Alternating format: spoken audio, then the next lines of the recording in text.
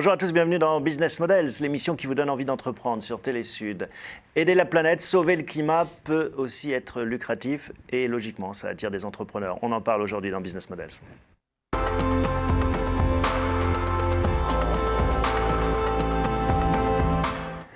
Bonjour Fabrice. Bonjour Thomas. Bienvenue dans Business Models. On va parler d'Aera Group. Quel est le pitch d'Aera ?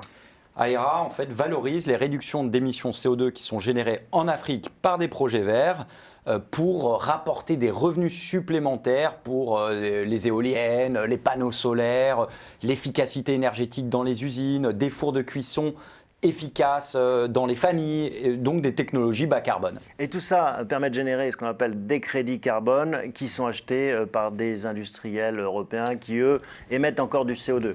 À chaque fois que vous réduisez 1 tonne de CO2, vous pouvez obtenir ce qu'on appelle un crédit de carbone.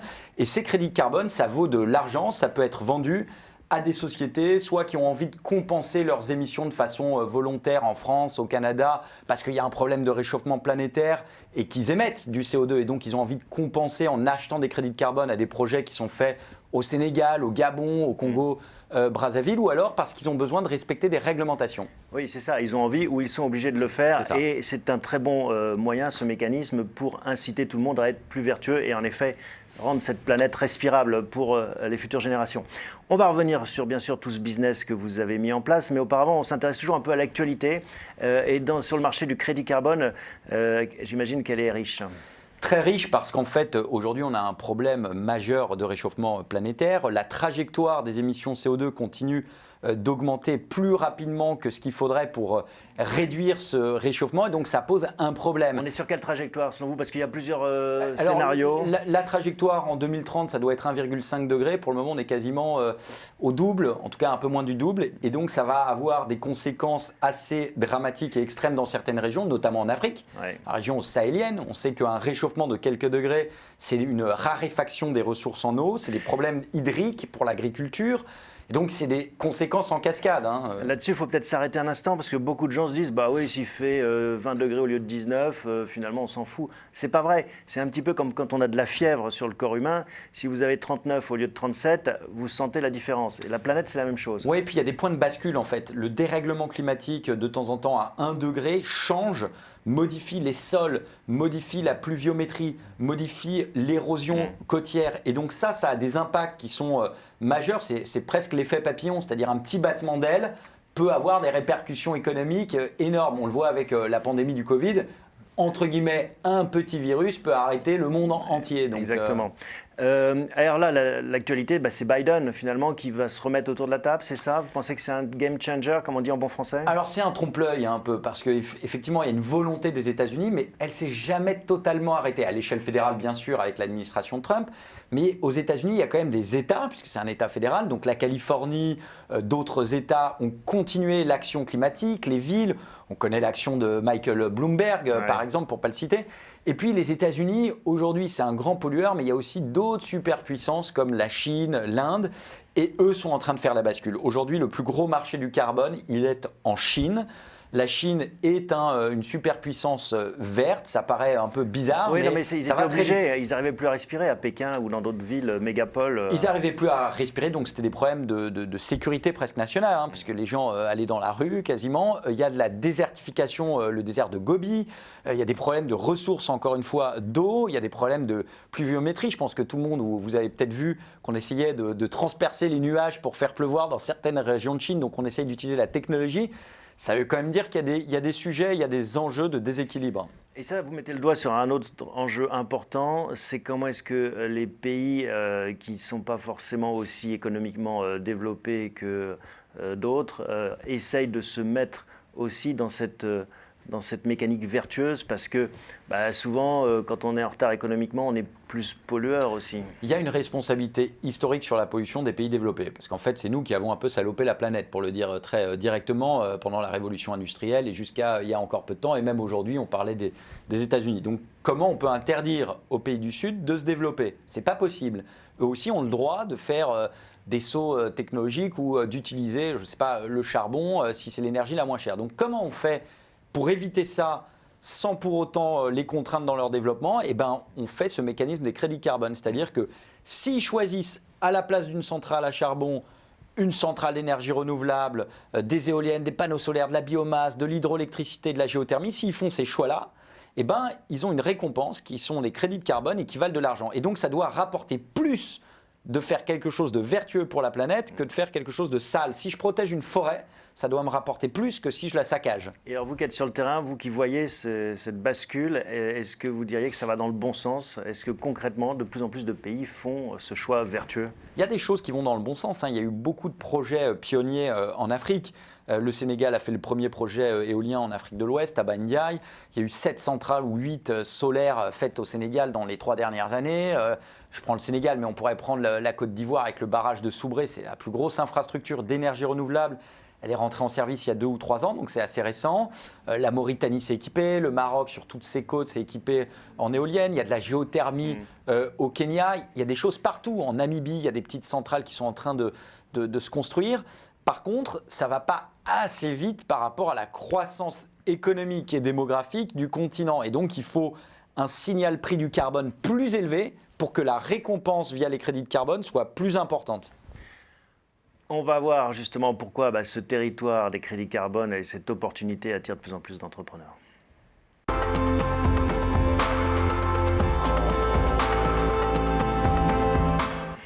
Alors vous Fabrice, comment est-ce que vous êtes tombé dans le crédit carbone? C'est vrai que ce n'est pas une vocation de petit enfant, j'imagine. Non, c'est une vocation étudiante. En fait, lorsque j'ai terminé mon master de droit, le protocole de Kyoto entré en vigueur, c'était en 2005, puisqu'il a été signé en 1997. Il y a eu tout un processus de ratification. Il est entré réellement en vigueur en 2005. Et c'est le protocole de Kyoto qui a prévu tous ces mécanismes de crédit carbone, de finance climat, de transfert finalement, parce que c'est du transfert de revenus, de ressources, de capitaux des pays du Nord vers les pays en développement. On peut prendre un exemple pour expliquer concrètement comment ça marche. C'est-à-dire qu'en effet, vous avez une ferme éolienne au Cameroun, elle génère de l'électricité propre et donc permet de toucher des crédits qui vont être revendus à des industriels européens? Enfin, le Cameroun, c'est un exemple moins pertinent parce qu'il y a beaucoup de centrales hydroélectriques, donc le réseau électrique est plutôt faible en émissions CO2. Mais si je prends le cas du Sénégal, c'était l'exemple de tout à l'heure. Au Sénégal, si vous montez une centrale éolienne, que vous la connectez au réseau, vous allez injecter de l'électricité 100% verte. Aujourd'hui, le réseau est principalement abondé de centrales thermiques polluantes. Donc vous allez éviter, pour fournir les besoins de la population, du recours à plus d'énergie thermique. Et donc ce gain CO2, on va vous le rétribuer sous forme de crédit de carbone et ça, vous pouvez le vendre et ça vous fait un supplément de revenus. Donc vous êtes incité à construire d'autres centrales éoliennes, d'autres centrales renouvelables. Et pour qu'on se rende compte, c'est quel genre de revenus pour une entreprise qui est dans ce business? Alors par exemple, pour une centrale comme la centrale de Soubré, ça peut être 2-3 millions de dollars par an, donc c'est quand même conséquent. Et aujourd'hui, le prix du carbone est plutôt bas. Certains disent qu'il faudrait qu'il soit multiplié par 30, 40, 50 pour que ça fasse encore plus d'effet sur le terrain. Et donc c'est quand même le sens un peu de l'histoire. Donc ça peut être très intéressant. Mais ça, c'est le marché qui décide finalement de ce prix, de l'ajustement? Alors il y a l'offre et la demande, évidemment, comme dans tout marché. Puis il y a aussi la régulation. C'est-à-dire que si les États mettent des contraintes très puissantes sur leurs économies, ça fait monter le prix du carbone parce que la ressource devient rare. Comme tout le monde est contraint à réduire, le fait de dépolluer, ça devient une ressource qui est recherchée. Et alors, beaucoup d'entrepreneurs, enfin vous l'observez, se lancent dans des initiatives autour de ce marché. Ça suscite des vocations? Alors effectivement, quand il y a des opportunités, généralement ça suscite beaucoup de vocations. Plus généralement, dans le business de la transition climatique, on voit beaucoup d'entrepreneurs, mais dans tous les secteurs, pas que dans le mien. Je ne sais pas, dans la construction, beaucoup de gens se lancent dans la construction avec des modèles. On va construire en bois ou en Afrique, si on parle de l'Afrique, c'est peut-être pas du bois, c'est autre chose, mais on n'aura pas besoin de climatisation. On va avoir une construction plus traditionnelle ou qui reprend des codes traditionnels. On va avoir des gens qui se lancent dans des business de ce qu'on appelle le hors réseau, puisqu'on parle de l'Afrique. Comment on peut faire? On ne va pas amener le réseau partout. Comment on peut faire sur le dernier kilomètre pour avoir des petites technologies, pour avoir l'électricité dans un village, avec les technologies de mobile, pour pouvoir payer son électricité, pour pouvoir payer de l'eau. Donc c'est toutes ces choses-là qui sont intéressantes, ces sauts technologiques qu'on voit en Afrique et qu'on peut d'ailleurs réimporter sous d'autres formes chez nous. Et donc ça suscite beaucoup, effectivement, ça stimule beaucoup de réflexion parce qu'on ne peut pas utiliser les mêmes procédés, les mêmes produits, les mêmes services qu'on a ici en Europe sur le continent africain. Ce n'est pas pertinent. Donc il faut trouver d'autres choses. Et le saut technologique, hein, comme parfois c'est passé sur la téléphonie mobile, et directement arriver avec d'autres solutions technologiques. Alors, on va s'intéresser maintenant à Aera Group. Comment est-ce qu'est née cette entreprise et comment elle se développe?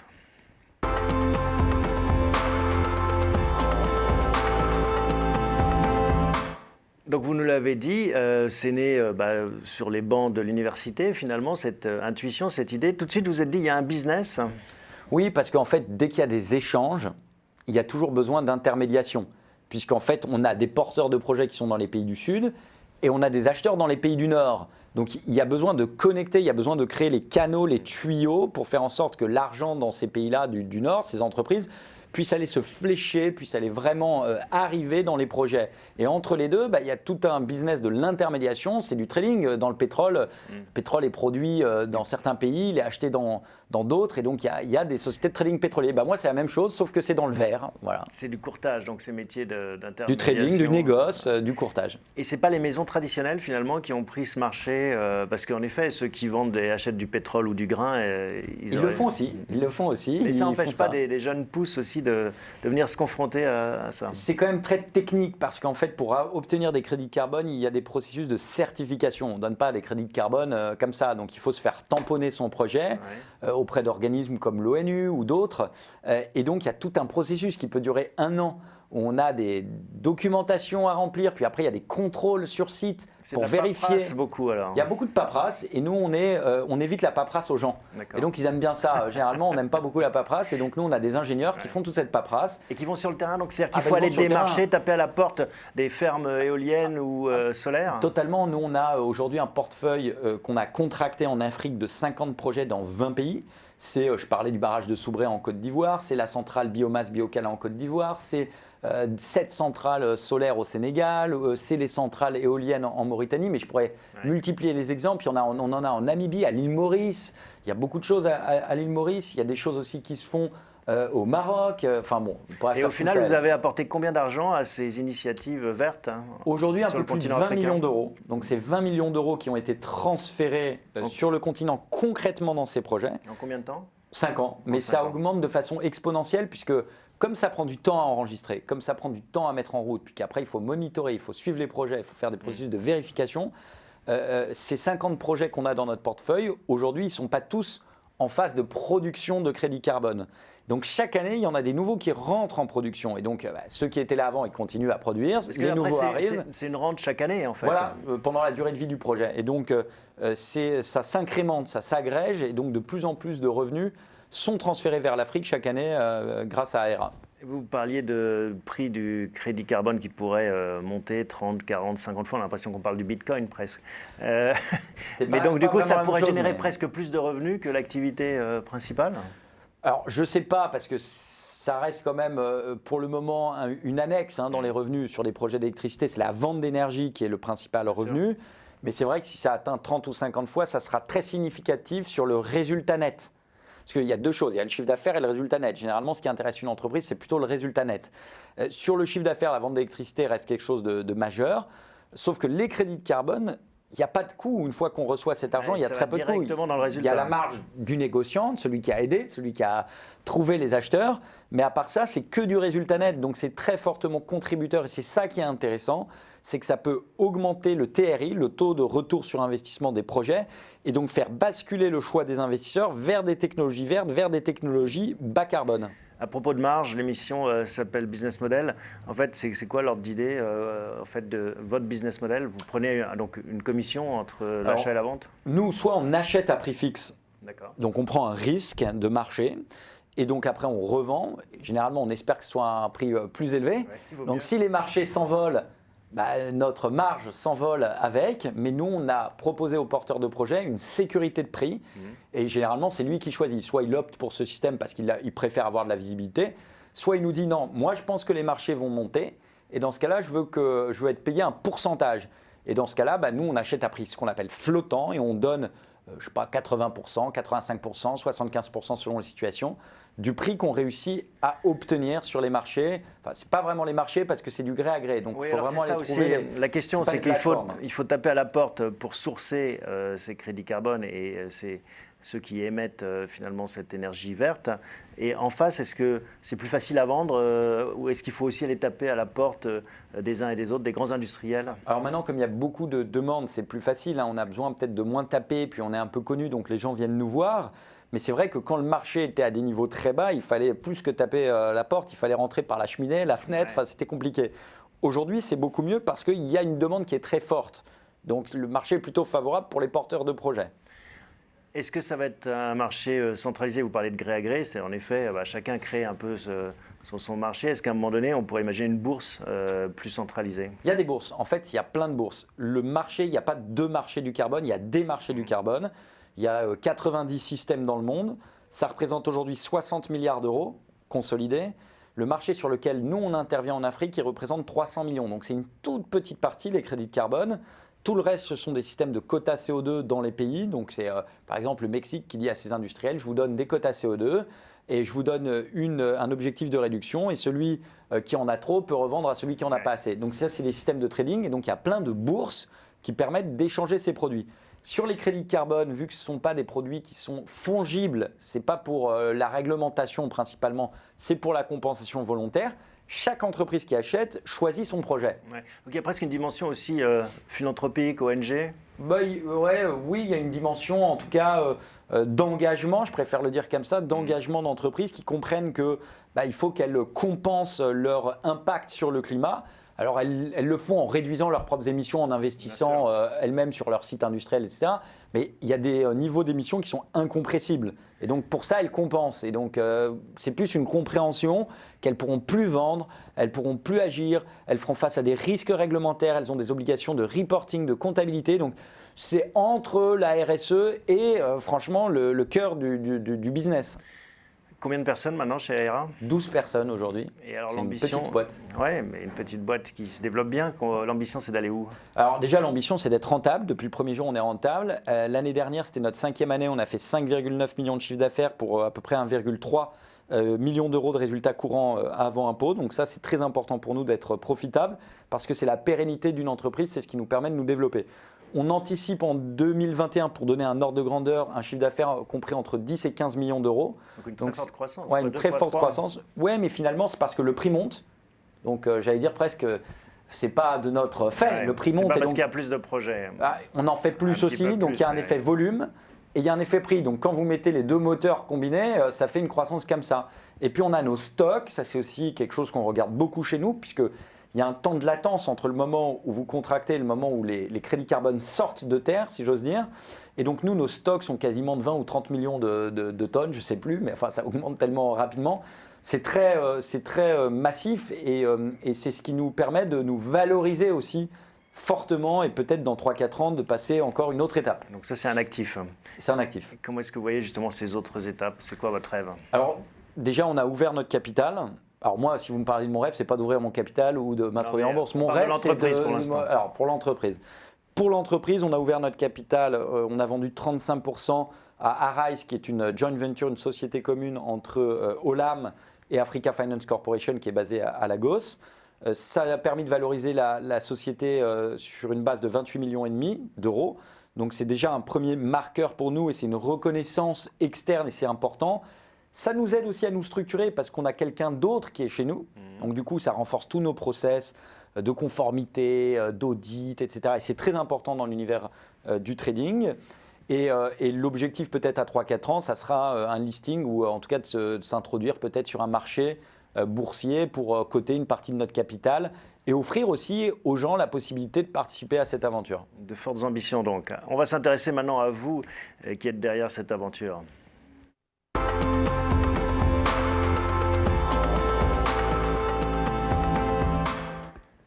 Qu'est-ce qui vous plaît au quotidien dans ce métier? C'est les voyages, les rencontres, c'est sauver le climat?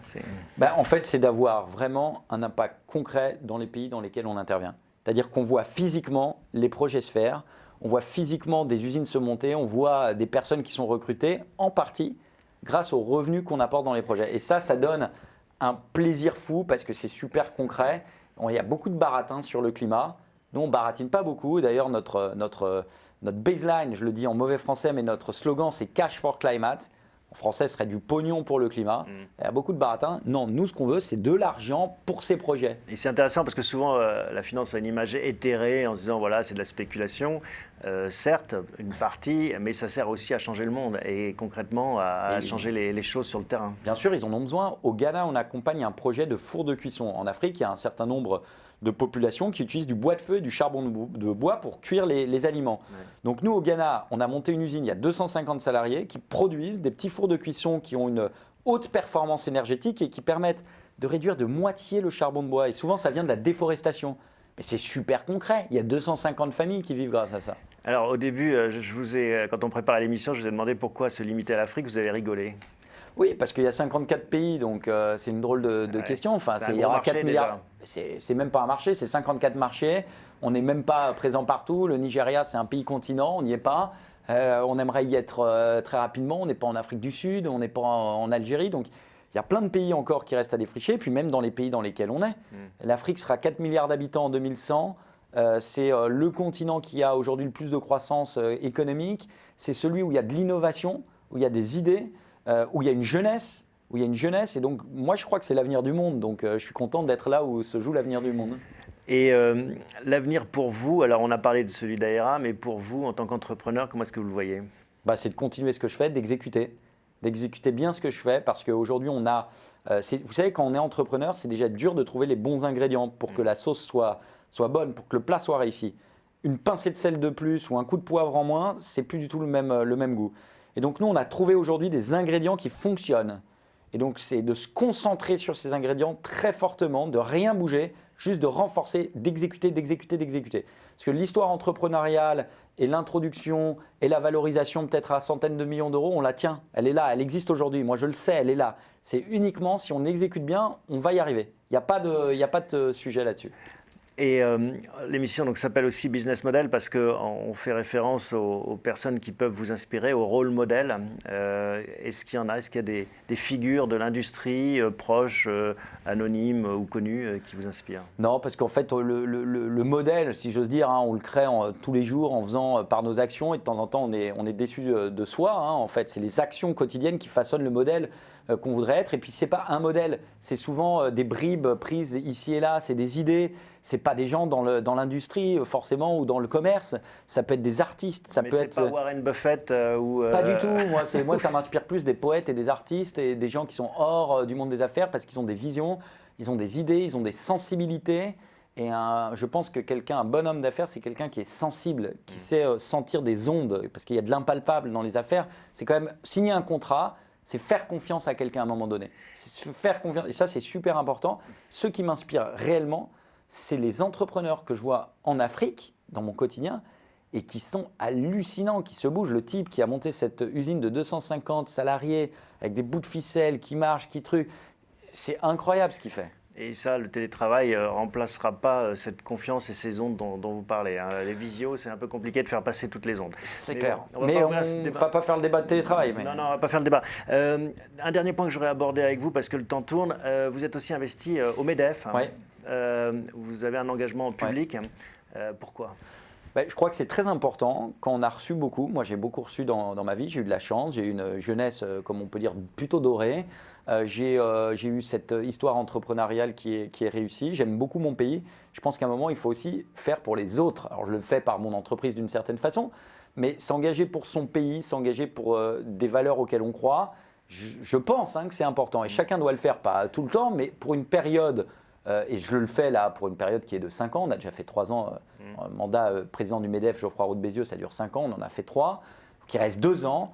Et je crois que c'est utile en plus. Parce que s'il n'y a pas d'action collective, on est tous dans nos couloirs de nage, de façon individuelle, et on est beaucoup moins fort. Ce sera quoi votre fierté après ces 5 ans, ce quinquennat au MEDEF de quoi vous seriez le plus fier ? Qu'est-ce que vous avez eu envie de faire bouger comme ligne ? Parce que je le dis de façon très sympathique, mais on n'a pas l'impression qu'il y a un message fort qui ressort. Déjà, c'est un peu compliqué parce que le MEDEF, il a un rôle de lobby qui n'est pas forcément visible. Et il a un rôle de lobby qui sert toutes les boîtes. Parce que lorsqu'on dit qu'il y a un peu trop de fiscalité ou qu'il faut un petit peu moins de règles ou qu'il faut faciliter la création d'entreprises ou qu'il faut faciliter le recrutement, c'est peut-être pas glamour, hein, mais on se tape le travail parce qu'on est tous des chefs d'entreprise dans nos boîtes quand même. On n'est pas rémunérés, c'est bénévole. On se tape le travail qui bénéficie à tous. Et c'est pas simple. Donc moi, j'invite tous ceux qui se plaignent à venir se retrousser les manches et à venir faire ce travail de lobby qui n'est pas glamour. Et si vous me demandez des choses dont je suis fier, j'ai aidé plein de boîtes qui avaient des problèmes particuliers à régler des petits problèmes. Ça fait partie du plaisir quotidien.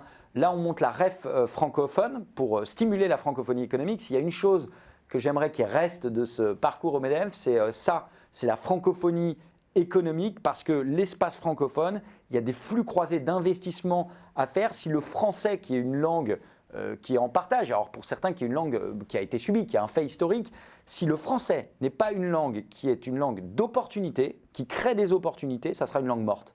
Bon, vous avez bien fait de travailler dans l'énergie, hein. Vous n'en manquez pas, Fabrice. Merci en tout Merci de nous Thomas. avoir rendu visite. Merci à vous tous de votre fidélité. On se retrouve la semaine prochaine pour un nouvel épisode de Business Models.